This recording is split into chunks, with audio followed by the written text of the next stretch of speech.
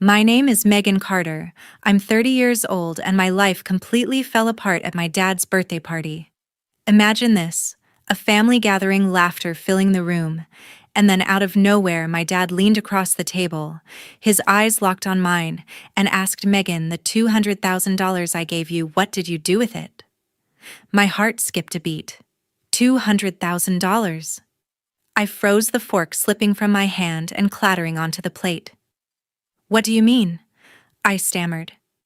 My sister's face went pale, her hands trembling as she tried to speak. The room sank into heavy silence. I had been given a fortune to chase my dream of opening a fashion store, but someone in my family had other plans. Betrayal from family cuts the deepest. Have you ever experienced it?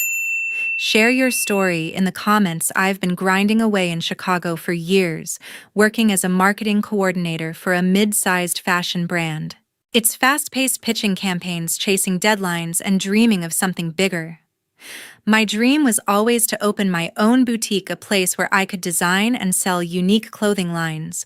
A few months back, my dad made that dream feel within reach. He wired me $800,000, no strings attached, saying it was my shot to build something of my own. I was floored. His belief in me meant everything.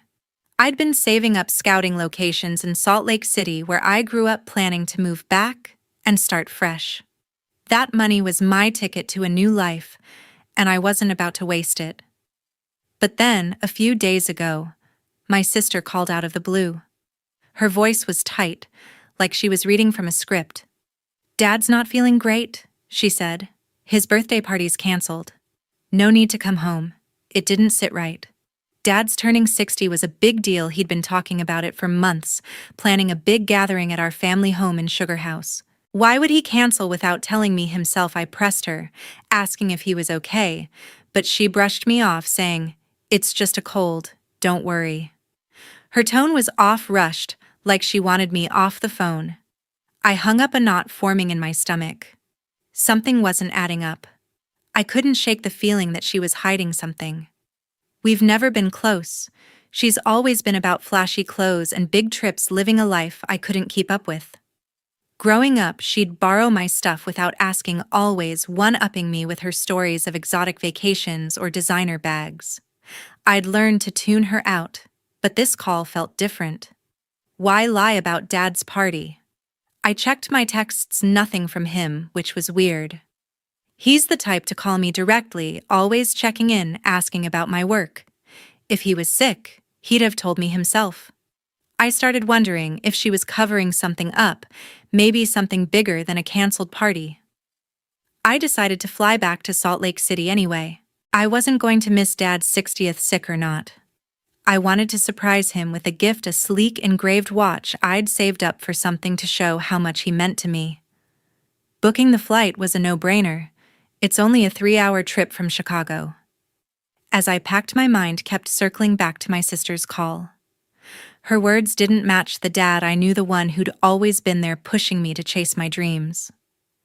I pulled up my bank account to double-check my savings, feeling a surge of gratitude for the $800,000 he'd given me.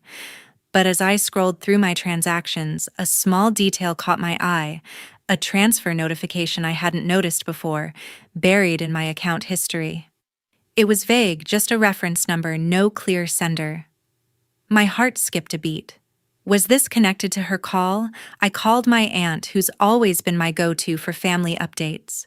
She's sharp, doesn't miss a thing, and she's never been one for drama. "Canceled," she said, her voice skeptical. "I was at their house yesterday, and your dad was fine planning the menu for his party." My grip tightened on the phone. Why would my sister lie about something so simple? Aunt Ellen paused, then added, "You know, I saw your sister with some new designer bags last week. She's been spending a lot lately, more than usual." That hit me hard. Designer bags, trips to Europe. Her lifestyle was flashy, sure, but where was she getting the money? A quiet suspicion started to grow, one I couldn't ignore. Boarding the plane, my mind raced. I clutched the gift box with the watch, trying to focus on seeing Dad, but my sister's voice kept echoing in my head. Her lie about the party wasn't just a small fib, it felt like the tip of something much bigger.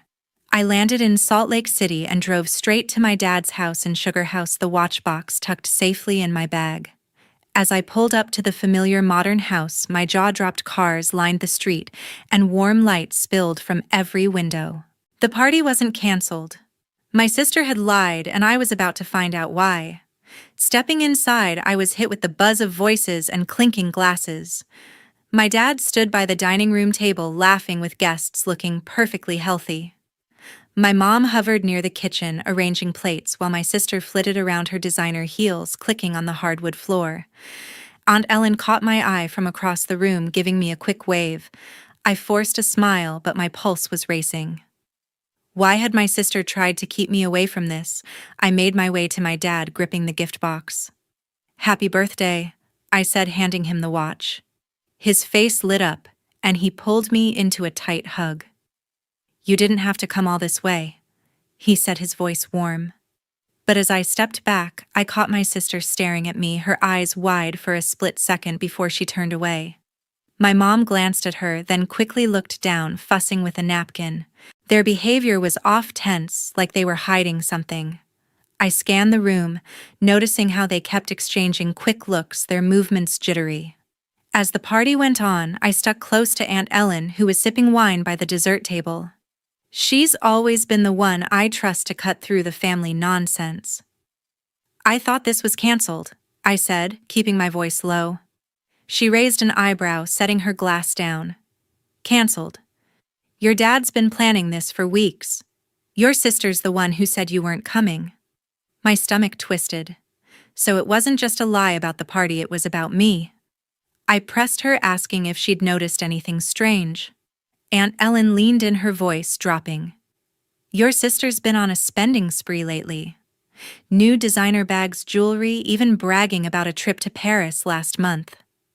I saw her at the mall, dropping thousands like it was nothing." My mind flashed back to our call, her rushed tone, her insistence I stay in Chicago. Paris, thousands. She's always lived beyond her means, but this was next level.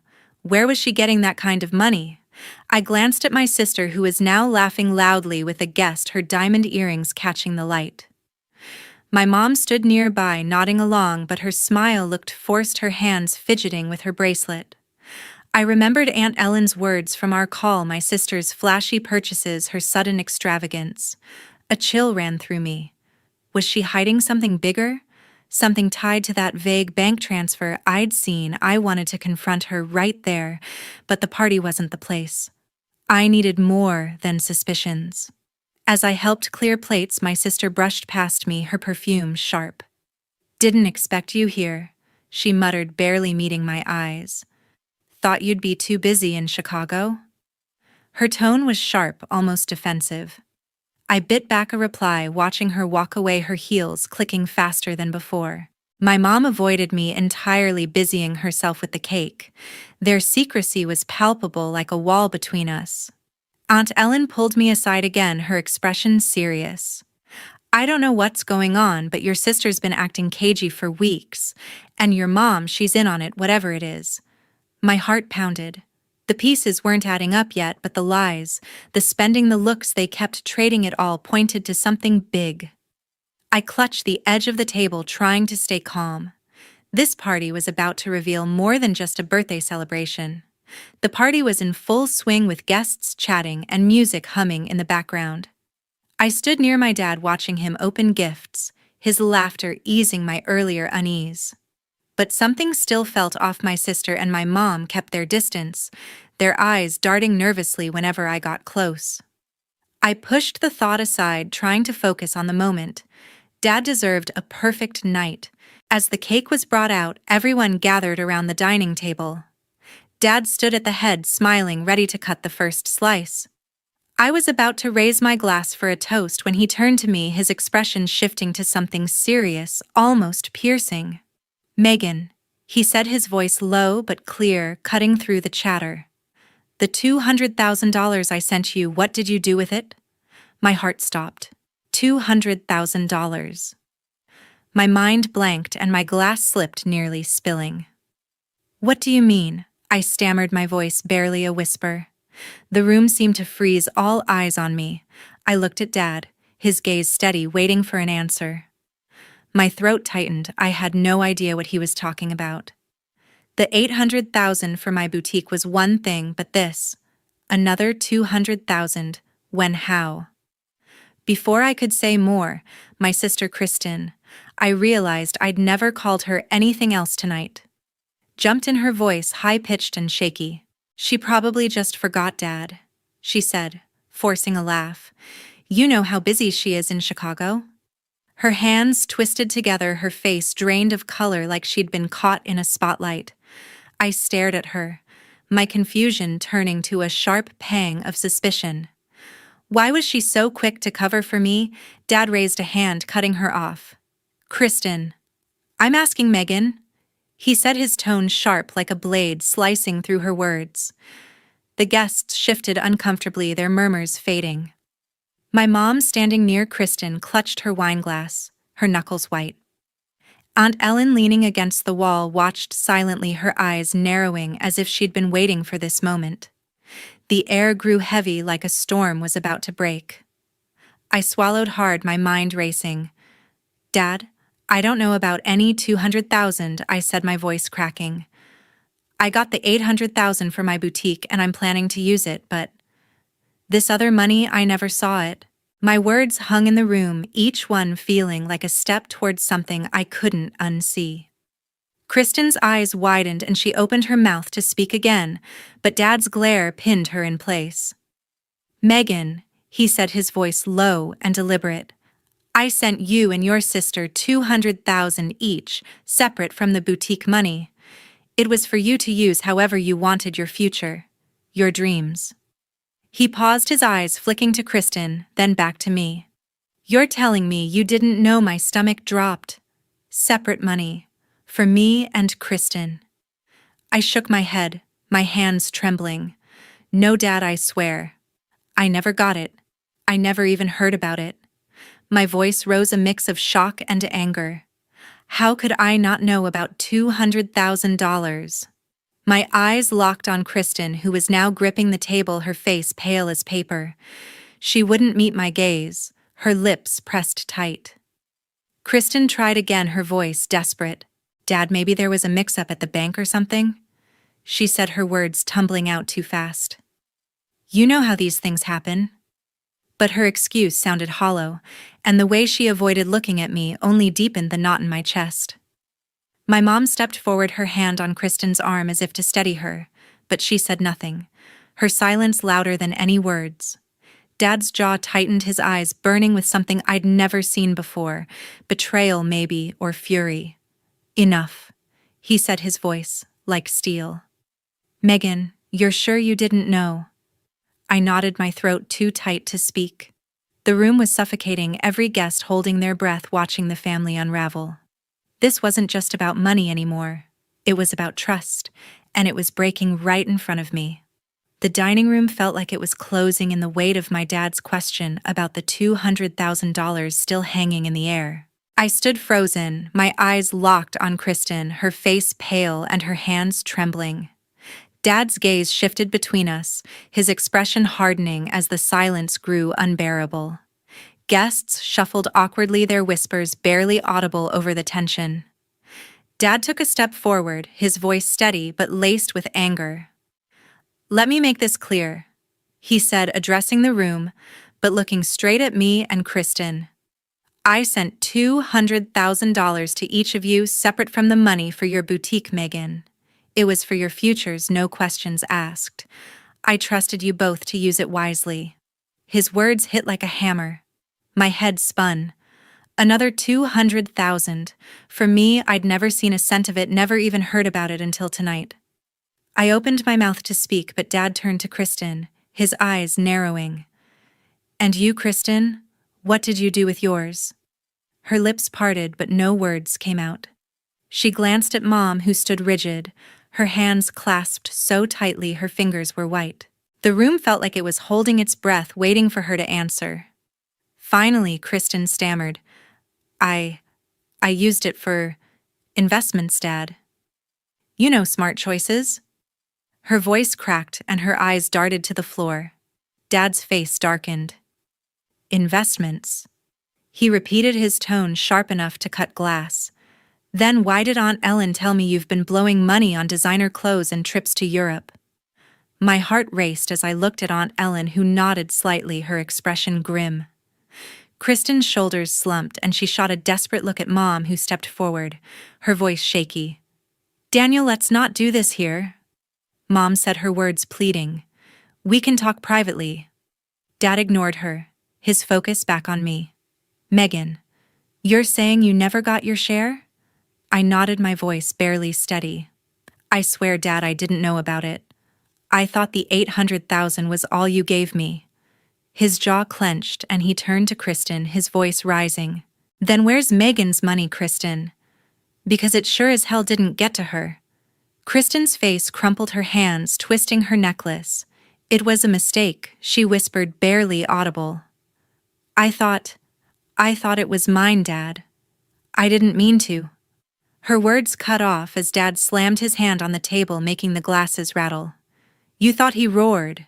"You took $200,000 that wasn't yours and spent it on what? Handbags, vacations."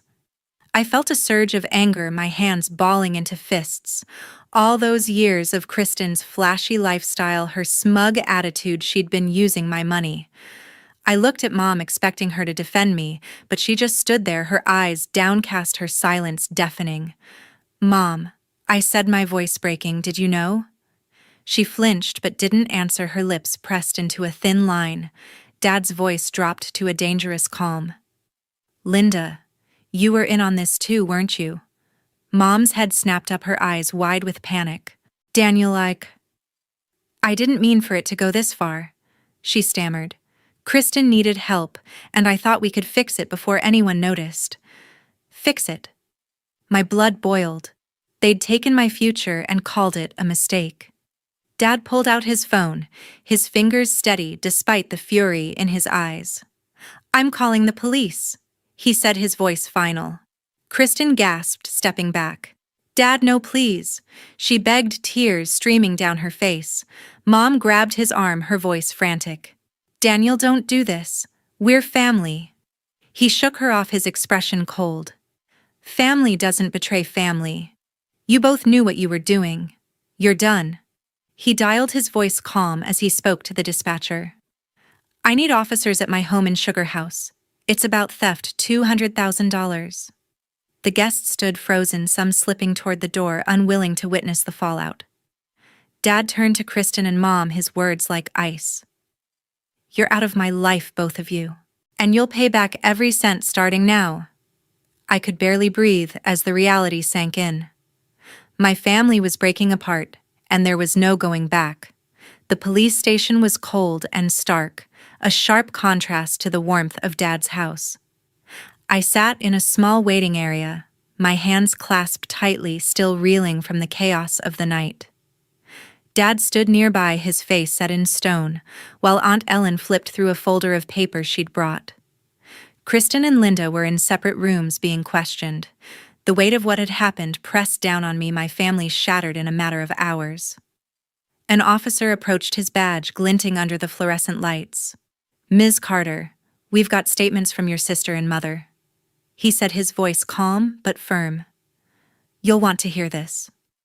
He led us to a small room with a one-way window where I could see Kristen sitting at a metal table, her eyes red and puffy. Linda was in another room, her head bowed, hands fidgeting. My stomach churned. I wasn't ready for this, but I needed to know the truth. The officer started with Kristen. "She admitted to accessing a joint account your father set up," he said, glancing at Dad.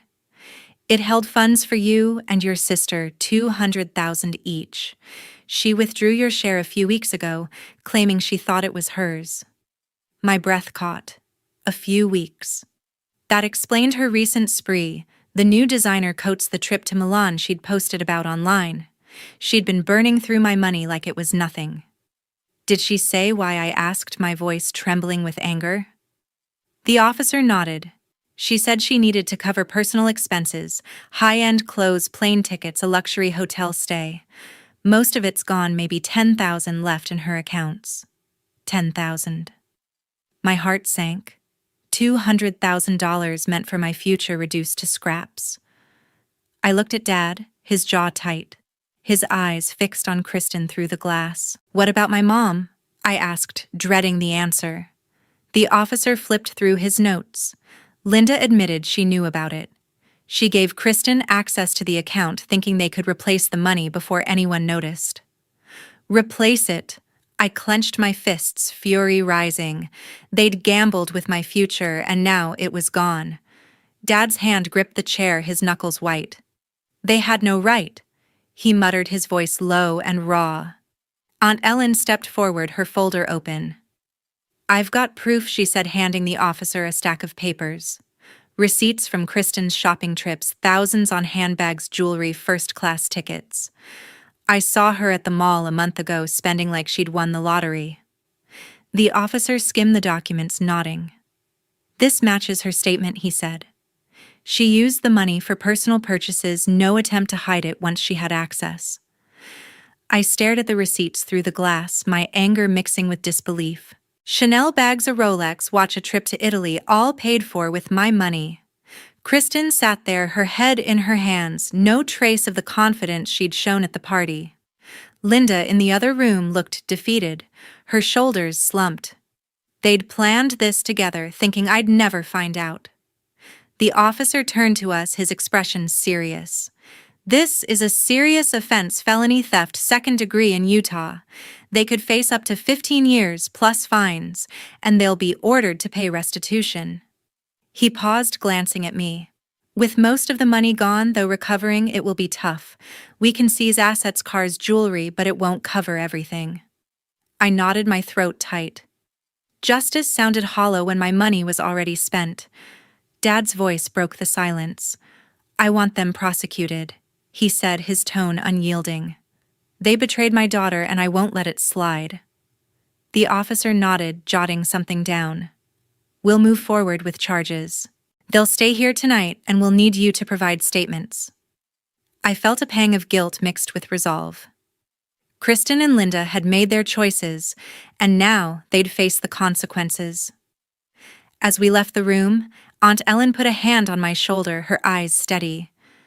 "You did the right thing, Megan," she said softly.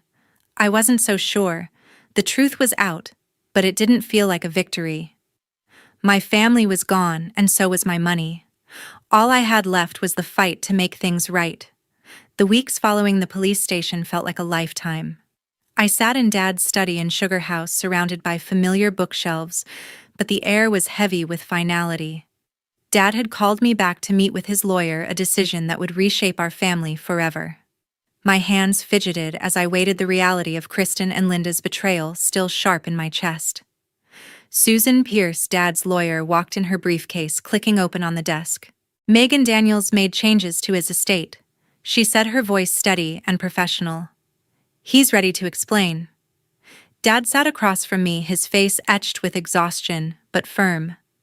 "I've rewritten my will," he said, his eyes locking onto mine. "The house, the investment funds, everything goes to you. Kristen and Linda get nothing." His words landed like a stone in still water, rippling through me. The house worth over $1 million, and the funds from his real estate deals were a fortune, but inheriting it this way felt hollow. "Are you sure, Dad?" I asked, my voice barely above a whisper. He nodded, his jaw tight. "They used your money without permission, Megan. They don't deserve my trust." Susan handed me the revised will, its pages crisp and final. I scanned the document, seeing my name listed as the sole beneficiary. The weight of it pressed on me, not just the wealth, but the end of any hope for reconciliation. Susan adjusted her glasses, her tone matter-of-fact. "Kristen and Linda were charged with felony theft, 2nd degree, for taking the $200,000 from the joint account. They've both been placed on probation, 36 months. She paused, glancing at Dad. "They're also ordered to pay restitution, $200,000 to you, Megan, plus fines of $8,000 each." My stomach twisted. Restitution sounded fair, but I knew from the police that only 10,000 remained. How could they pay back what was already gone? Aunt Ellen, who'd joined us, spoke up, her voice calm but pointed. Kristen tried to make it right, she said, folding her arms. She sold her car, a Mercedes barely a year old, and some of her designer stuff. Handbags, jewelry, that Rolex from her Milan trip. Got about 40,000 total. 40,000. My heart sank. The math didn't add up. Even with every asset liquidated, Kristen was nowhere near covering the debt. What about Linda? I asked, dreading the answer. Aunt Ellen sighed. She's selling what she can, some jewelry, a few collectibles, maybe another 10,000 at best. I leaned back, my mind racing. $50,000 scraped together from their possessions was a fraction of what they owed. The court had seized what was left in Kristen's accounts, but it wasn't enough. Susan chimed in, her voice cutting through my thoughts. The judge issued a restitution plan, she said. They'll pay monthly based on their income, but it could take years. If they miss payments, they risk jail time, 1 to 3 years. Years. The word echoed in my head. Kristen and Linda, once fixtures in our family, now faced a future tethered to debt and consequences. Dad's voice broke the silence, low and resolute. I don't care how long it takes, he said. They made their choices. His words carried the finality of a man who'd lost faith in his wife and daughter. I looked at him, seeing the pain behind his anger. This wasn't just about money, it was about trust, shattered beyond repair. Kristen and Linda had moved out of the Sugar House neighborhood, unable to face the whispers of old friends and neighbors. They'd rented a small apartment on the outskirts of Salt Lake City, a cramped place in a rundown complex far from the life they'd known. Kristen, who once flaunted her lavish lifestyle, now worked odd jobs, retail waitressing to meet her probation terms. Linda, stripped of her social standing, took a part-time clerical job, her savings drained by legal fees. Their lives had unraveled, reduced to scraping by under the weight of court orders and shame. I tried to feel something, anger, pity, anything, but all I felt was emptiness. The money was gone, and so was the family I thought I had. Aunt Ellen reached for my hand, her grip warm and steady. You're stronger than this, Megan, she said softly. You'll build something new. Her words were kind, but they couldn't fill the void. Dad stood, his shoulders squared. This is your home now, he said, gesturing to the house around us. Make it yours. As I left the study, the reality settled in. The wealth was mine, but the cost was everything else. Time had a way of softening the edges of pain. Months after the fallout, I stood in the heart of Salt Lake City, staring at the sign above my new boutique, Carter's Charm. The storefront gleamed under the morning sun, its sleek windows displaying dresses and accessories I'd spent weeks curating. The $800,000 Dad had given me, his gift for my future, had turned a lifelong dream into reality. Opening a fashion store wasn't just a business move. It was my way of reclaiming what had been broken. The past year had been a whirlwind. After Dad rewrote his will, leaving me the house and his investment funds, I'd left my job in Chicago and moved back to Utah. The decision wasn't easy. Chicago had been my escape, my chance to build a life away from family drama, but Salt Lake City was home, and Dad needed me as much as I needed him. Aunt Ellen, ever the steady presence, helped me settle into the Sugar House, now officially mine. We turned it into a sanctuary filled with new memories that didn't carry the sting of betrayal. Starting the boutique took every ounce of energy I had. I poured the $800,000 into leasing a prime spot downtown, designing the interior, and sourcing unique pieces from local designers and international brands. The first few months were nerve-wracking, late nights, balancing books, learning the ropes of retail, and wondering if I'd made the right call. But slowly, customers trickled in. Fashion bloggers posted about my store, and word spread.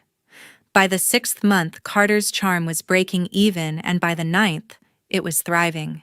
A feature in a local magazine called it Salt Lake's new gem, and I felt a spark of pride I hadn't known in years. Living near Dad and Aunt Ellen gave me something I hadn't expected: a family small, but real. Dad, now retired, spent his days gardening or dropping by the boutique to bring me coffee. His laughter, once rare, filled our Sunday dinners, where Aunt Ellen would share stories of her travels or tease Dad about his questionable taste in ties. We weren't perfect. Grief over what happened with Kristen and Linda lingered, but we were honest with each other. That honesty, raw and unfiltered, became our glue. I didn't hear much from Kristen or Linda anymore. The court had ordered them to pay back the $200,000 they'd taken from me, but their payments came in small, sporadic amounts. Kristen had sold her car and designer items, scraping together what she could, while Linda relied on a modest income from her clerical job. They lived quietly on the outskirts of town, their lives a shadow of what they once were. I didn't wish them harm, but I couldn't bring myself to reach out. Their choices had drawn a line we couldn't cross. One evening, as I closed up the boutique, I sat at the counter sketching ideas for a new clothing line. The quiet hum of the city outside felt comforting, like a reminder that life moved on. I thought about the money, the $800,000 that gave me this chance, and the $200,000 that had torn us apart. It wasn't just about the dollars. It was about what they represented. Kristen and Linda's greed had cost them everything: family, trust, stability. Their actions showed me what happens when you let ambition twist into something selfish. Looking back, I realized the lesson wasn't just about loss. It was about truth. Being honest with myself, with Dad, with Aunt Ellen, had rebuilt what was broken. It wasn't easy to face the pain, to stand up to betrayal, but it was worth it. That truth carried me through the long days of building my business, through the quiet moments of doubt, and into a life I could call my own. As I locked the shop's door, I glanced at the skyline of Salt Lake City, its lights twinkling against the mountains. This was my home, my future, built on the foundation of what I'd learned. Greed destroys, but honesty endures.